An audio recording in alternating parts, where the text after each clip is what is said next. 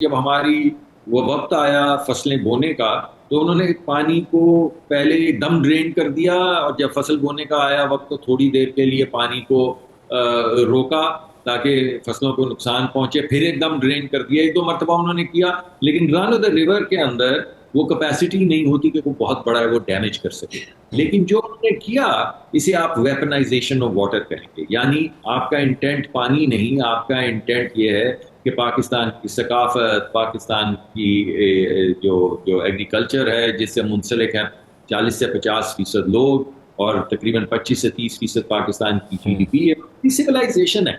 तो इंटेंट आपने शो कर दिया कि आप पाकिस्तान पे हमला आवर पानी के जरिए होना चाहते हैं। अब मौजूदा सूरत हाल में मेरे पास डेटा नहीं है, मैं तस्वीर देखता हूँ तो ईस्टर्न पंजाब के अंदर भी सैलाब है, और मकबूजा जो गैर कानूनी कब्जा किया हुआ है जम्मू कश्मीर पे भारत ने, वहाँ पे भी कुछ सैलाब हैं। तो वहाँ पे भी सैलाब आ रहे हैं, हमारे यहाँ भी सैलाब हैं।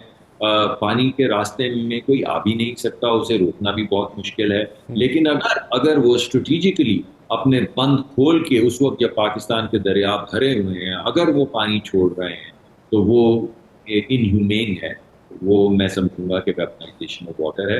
लेकिन मेरे पास वो डेटा नहीं है, मैंने वो डेटा नहीं देखा। इस वजह से उसे देखे बगैर ये बात करना जरा मुश्किल होगी। इंटेंट मैं आपको बता रहा हूँ कि वो ये एक्सरसाइज कर चुके हैं। वो यानी उस वक्त जब वो पानी बहुत ज्यादा रोक भी नहीं सकते थे, जितना रोक सकते थे उन्होंने रोकने की जो छोड़ने की कोशिश की। तो उससे जो पुराने जमाने में एक अदालती कार्रवाई में उन्होंने कहा कि we have no such intent, हमारा तो बड़ा न्यूट्रल इंटेंट है, तो वो न्यूट्रल तो नामुराद इंटेंट सामने आ गया। हम्म। इससे इंटेंट तो उनका अच्छा नहीं है। Their intent is not informed by hmm. Climate. उनका इंटेंट जो है वो ह्यूमैनिटेरियन भी नहीं है। अगरचे आपको शायद ही कोई पाकिस्तानी मिले जो सोचे कि गरीब आदमी जो भारत में रहता है वो बर्बाद हो जाए। हाँ, हिंदुत्व कोई बंदा हम पे मुसल्लत करने की कोशिश करे, कोई अपनी डोमिनेशन, तो फिर तो हम हमारी उससे जंग है। अगर कोई शख्स पानी को वेपनाइज करने की कोशिश करे तो उससे हमारी जंग है। अगर कोई पाकिस्तान की इक्तसादी तरक्की के रास्ते में हायल हो तो उससे हमारी जंग है। अगर कोई मुसलमानों का इस्तेहसाल करने की कोशिश करे तो उससे हमारी जंग है। अगर कोई बिलखसूस कश्मीरियों का इस्तेहसाल करे या उनका जेनोसाइड करने की कोशिश करे या हमारी बच्चियों की चादरें नोचने की कोशिश करे तो उससे हमारी जंग है। लेकिन हमें गरीब आदमी से क्या लेना देना? हम क्यों चाहेंगे कि किसी गरीब आदमी की डिस्ट्रक्शन हो? या गरीब आदमी जो 2-4 एकड़ पे खेती बाड़ी करता है, हम क्यों चाहेंगे कि उसकी डिस्ट्रक्शन हो? मगर ये हिंदुत्व की जो डॉक्ट्रिन है, ये डॉक्ट्रिन बड़ी खतरनाक है, क्योंकि ये इंस्पायर्ड है किसी और ही चीज से। इसके अंदर रैशनल आर्गुमेंट नहीं, इसके अंदर पॉलिटिकल आर्गुमेंट भी नहीं, इसके अंदर एक और ही किस्म की सोच है, हिंदू डोमिनेशन की, हेजेमोनिक डिजाइन की। तो वो हेजेमोनिक डिजाइन की मैनिफेस्टेशन आप 2 दफा तो उनकी ये जंगी, ये जिसमें उनको मुंह की खानी पड़ी, और उनके वो क्या वजीर आजम कहते थे, हम राफाल नहीं ले सके वक्त पे, इस बार चिड़ियों की तरह राफाल उनके गिर रहे थे जो उन्होंने वक्त पे ले लिए थे। तो मैं ये कह रहा हूँ कि उनका इंटेंट नहीं है सही। इस सैलाब के अंदर उन्होंने क्या किया है, मुझे जरा आप मौका दीजिए कि मैं डेटा देखूं कि क्या ये पानी का बहाव है जिसे वो रोक नहीं सकते थे, या उन्होंने जान के जब पाकिस्तान के दरिया भरे हैं तो अपने बंद जो हैं उनसे पानी खोला है। ये मैं अगर देख पाऊं तो फिर आपको बताऊंगा। मगर ये मैं आपको यकीन से बता सकता हूं कि मोदी साहब जो हैं उनका intent is informed by hegemony, his intent is informed by Hindutva. और इस वजह से ये हमारे गुमान में नहीं होना चाहिए कि कोई वो ह्यूमैनिटेरियन चीजें सोच रहे हैं या क्लाइमेट के मुतालिक सोच रहे हैं। आप सोचिए कितनी अजीब सी बात है कि कई यानी मिलियंस ऑफ ईयर्स से पानी बह रहा है, एक बंदा खड़ा हो जाता है कि मैं पानी का बहाव रोक दूं। मिलियंस ऑफ ईयर्स से पानी बह रहा है, वो कहता है मैं रोक दूंगा। ये तो ऐसे ही है कि वो बोले कि यहाँ पे सरहद खत्म हो जाती है, मैं यहाँ से हवा को नहीं गुजरने दूंगा। हम्म। तो फूल का जो इत्र है वो है, उसको आगे नहीं जाने दूंगा, कैसे रोकोगे भाई? तो हम्म। वो फजूल बातें, फजूल डॉक्ट्रिन जो है, जो क्लाइमेट के खिलाफ है, जो ह्यूमैनिटी के खिलाफ है, और एक ऐसा मुल्क जो खुद लोअर राइपेरियन है, हम्म। यानी उसका भी पानी रुक सकता है।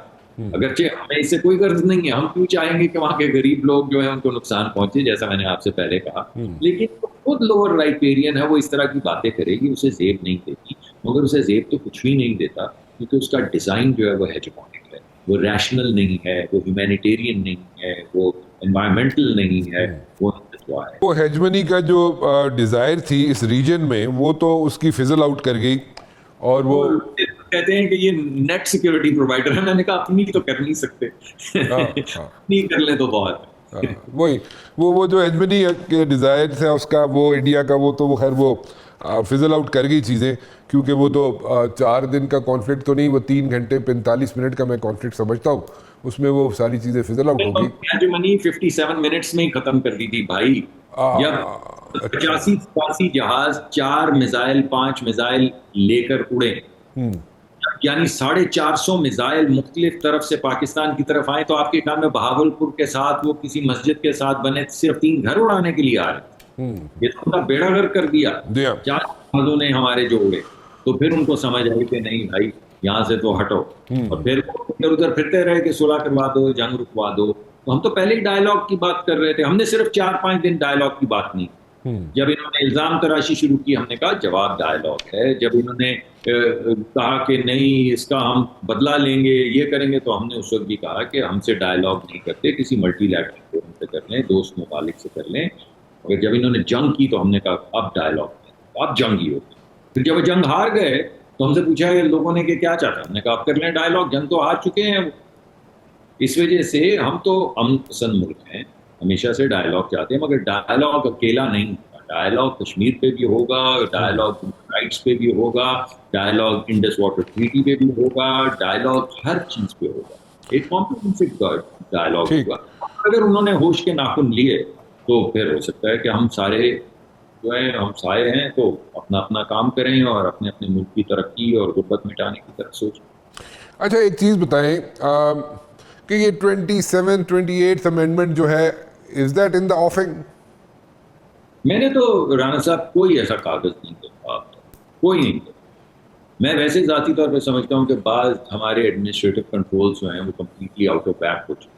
क्योंकि मैं इससे पहले, ये सियासत में आने से पहले मैनेजमेंट करता था या स्ट्रैटेजी कंसल्टिंग करता था, तो वो स्पैन ऑफ कंट्रोल जो होता है ना, एक नेचुरल इकोनॉमीज ऑफ स्केल होती है, जिसके बाद आपको नुकसान होना शुरू हो जाता है स्केल का। पहले आपको फायदा होता है स्केल का, फिर आपको नुकसान एडमिनिस्ट्रेटिव होना शुरू हो जाता है, जिसको डिसइकोनॉमीज ऑफ स्केल कहते हैं। तो मुझे आज दफा लगता है कि ये हमारे शहर, हमारा जो एडमिनिस्ट्रेटिव फंक्शन है वो कुछ बेतरतीब हो गया है, और उसका स्केल इतना बढ़ गया है कि कोई भी एक शख्स इसे नहीं चला सकता। तो हमारी एडमिनिस्ट्रेटिव जो कुव्वत है उसको बहाल करने के लिए, चाहे वो फाल करने हो, हमारी लोकल वो बॉडीज को फाल करना हो, एम्पावर करना हो, चाहे एडमिनिस्ट्रेटिव यूनिट्स जो हैं बनाने पड़े छोटे बड़े डिवीजन लेवल पे, एडमिनिस्ट्रेटिव कंट्रोल जिसकी वजह, जिसको मैं पहले रिट ऑफ द स्टेट भी कह रहा था, वो इस्टेब्लिश करना बहुत ज़्यादा ज़रूरी है।